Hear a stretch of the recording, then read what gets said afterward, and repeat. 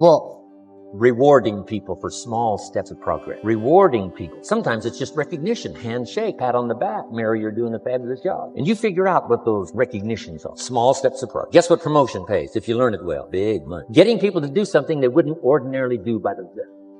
People will do some unique things by themselves, but if you can figure out a way to say, Mary, if you do this and this, she says, wow, I'll go for it. Now, she wouldn't have thought of that on her own. Here's what works magic. It's better than money. Money's a bit unimportant. Here's what's important. Ingenuity. The best place to wake up your ingenuity is what you're doing right now. Representing a unique product and getting customers, recruiting distributors, and promoting and all this stuff. Ingenuity. Figuring out a way. If it doesn't work this way, we'll work another way. I used my ingenuity, made a fortune. My ingenuity worked on doing all these campaigns, the spring campaign and the summer campaign and the winter campaign. This week, we're going to recruit school teachers. How many of you got it? How many of you got it? School, this is school teacher. I'd pick out a little category and say, let's go for it. And it doesn't matter what it is. Just dream up something so that somebody's got a little more objective to go for than just their own. Key phrase. We all need to belong to something bigger than ourselves because we furnish inspiration for what's bigger and the bigger furnishes inspiration for us. I learned promotion and it paid big money. Here's next I learned. Communication. How to conduct a meeting. I learned identification, logic and reason, attack and confess, solution. Simple deals on communication. Wasn't easy for me at first. I stood up to give my first presentation. My mind sat back down. Right? Y'all been through that? Opened my mouth, nothing came out for a while. But here's what I did. I did it again. Just jot that phrase down. I did it again. That's the secret to how I got here. 35, 40 years later, it's how I got here. I did it once, it was uncomfortable. That first presentation was so lousy, if I hadn't have been doing it, I'd have gone home. It was not that good. But here's the secret to how I got here. I did it again, and then I did it again, and then I did it again, and I did it again. I remember when I first decided to be a little more animated, right? And walk out away from the podium, right? Get out from just behind the podium. So I got out there, and then I thought, how do you get back? Whoa, I'm stranded out. Remember those times? Doing something for the first time? But you learn quickly in your business, right? In your business, the guy stands up to give his first testimonial. And he's so nervous, he forgets his own name, right? And 30 days later, he wants to give a 3-hour testimonial, right? You hardly get him off the stage. So learn communication. How to affect other people with words. That's the greatest art in the world to learn. How to affect other people with words. Key phrase, don't be lazy in language. If you learn to use the gift of your own language wisely, it can make you a fortune and build an incredible life. Here's 3 other things I learned. One is to train. Training people how the business works. And then I've used another word called teach. Train and teach. And only to say this. Training people how the business works. Teaching is how life works. Because here's what all of us need for the 21st century. Business skills and life skills. The life skills are leadership skills. The life skills are learning how to set goals. Now here's the ultimate skill to learn that can transform your life and the life of whoever will listen. The ability to inspire. Inspire means help people to look up a little higher than where they are and wish they could get there. And inspire them that it's possible. Here's how we inspire, by our own testimony. If I can do it, you can do it. Here's how else we inspire, by others' testimonial. If they can do it, Mary, you can do it. Getting people to see themselves better than they are. Getting people to see themselves richer than they are. Getting people to see themselves more capable next year than they are this year. Getting to see themselves in the future. This is the word of the Lord to somebody. You will not run from the struggle. You will stand flat-footed in the struggle. And no matter how you're toiling and how tired you are, you will stop asking for miracles to get you out of what God put you into. You will get in that struggle and you will grab them oars and you will deal with the struggle because God has instructed struggle in this season for your life. I'm almost done. Mark does not mention Peter at all because Peter missed the battle. And my God, Peter has a habit of missing battles. When Jesus got to the cross, he missed the battle. He denied him and said he wasn't a disciple. He missed the battle. He ended up ashamed and disgraced. He missed the battle. I'm just saying, it could be possible that he should have stayed in the battle. Have you fought hard enough? Have you resisted of the blood? One final thing. He doesn't mention Peter. He only talks about the boats. He only talks about the battle. And then at the last moment, he brings up the bread.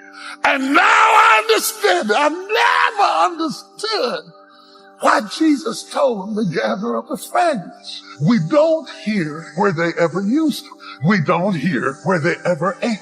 We only hear that the fragments were on the boat. And it is this gospel writer that makes us understand why. The fragments were on the boat to remind them of what God had done before in their life.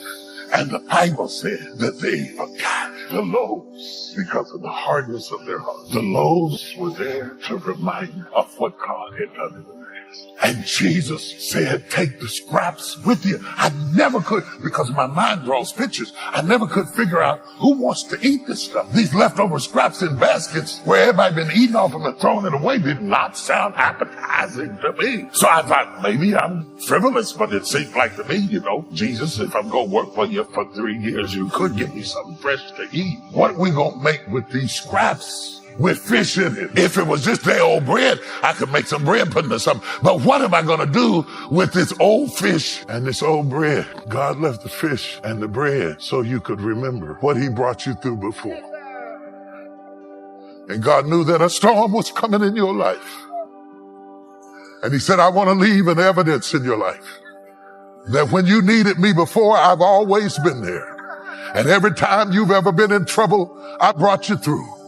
Everybody that's watching me, if you've ever been in trouble and God brought you through, give him a praise right now. And I'm saying to you, you know why people do what they do? The people who go after their stuff, what makes it worth it? It's got to be your passion. You got to love it, ladies and gentlemen. You got to love it. It's got to be what you are supposed to do. You want to sing, and even though they won't invite you to Carnegie Hall, you're going to sing to anybody that listen to you, including singing to yourself. I used to talk to my plants when nobody else would listen to me. You got to write, even if no one published your book, write, because that was given to you to do. You do what it is you're supposed to. You're supposed to build something. You're supposed to create something. I don't know how to do it. Learn. Do whatever is required. Just go out there. It's possible you can get what you want. It's necessary. If you want it, you got to go into action. You got to be willing to experiment.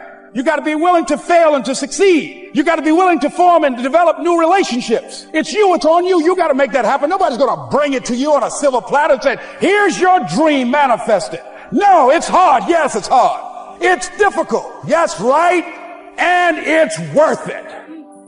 People ask, hey, man, these kids, man, it's rough dealing with them. That's right. That's right.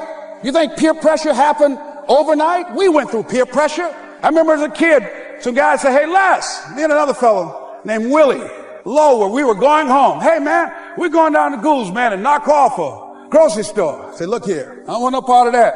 I'll see y'all later. Say, y'all chicken. I said, that's all right, you say whatever you want. Low stop. I'm not chicken, man, don't call me chicken. Then why don't you come? We didn't even ask you to come into place, man. All you do is just drive the car, that's all. I don't know how to drive that good. Well, we're trying to get Les to come. He's chicken. Hey, I'm not driving nothing, all right? Willie, don't care about what they say, man. Leave him alone. You want to go do it? You find somebody else to drive, or you drive yourself. Come on, Willie, man. Pull him, he stopped. I ain't chicken. All I got to do is drive? Yeah. I said, Willie, that sounds simple, man. Don't go, man. He went. And the next day, we read the newspaper where when they robbed the store, when they came out running to a car, the merchant, the man who owned the store, came out just shooting wildly, and he hit the driver in the head. So peer pressure didn't just start in the 90s or the 80s. It's difficult. It is challenging for kids right now. And it's going to take some easy, simple methods to help bring them out of this madness, this insanity. No. Is it hard? Yes. Let's look at what we've been doing. What has worked? What has not worked? Let's look at where we want to go. What is it that we want to produce? What is it that we want to create for our young people? And as we think about that, start experimenting with different methods and techniques to create and to produce that.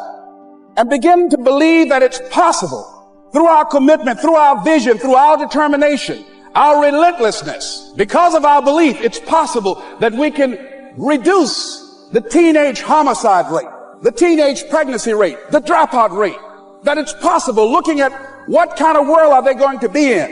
As we look at the global economy, that as we begin to use our collective will and genius and resources, it's possible that we can create an educational system that not only will test their minds with information and facts and figures, but will teach them how to think and be creative. And what does it mean to be a human being and to value human life? And how do you make relationships work? How do you bounce back from adversity? It's possible that we can give them a curriculum that will give their lives a sense of purpose and direction and meaning, and teach them how to begin to know and operate on a higher level of being, where they become assets to our society.